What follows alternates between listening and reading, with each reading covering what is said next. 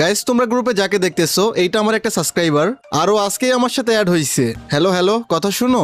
আরে হাসিব ভাই, তুমি আমার ফ্রেন্ড রিকোয়েস্ট অ্যাকসেপ্ট করছো? আমি তো বিশ্বাসই করতে পারতেছি না। আরে ভাই তোমরা আমার সাবস্ক্রাইবার, তোমাদের ফ্রেন্ড রিকোয়েস্ট অ্যাকসেপ্ট করবো না তো কারটা করবো? ভাই আমি যে কতটা খুশি হয়েছি তা তোমাকে বলে বোঝাতে পারবো না। ভাই তোমাদেরকে খুশি করতে পারলেই আমি খুশি। হাসিব ভাই, আমি তো তোমার সাবস্ক্রাইবার, একটা জিনিস চাইবো, দিবা? আচ্ছা ঠিক আছে, বলো কি জিনিস, দেওয়ার মতো হলে অবশ্যই দিব।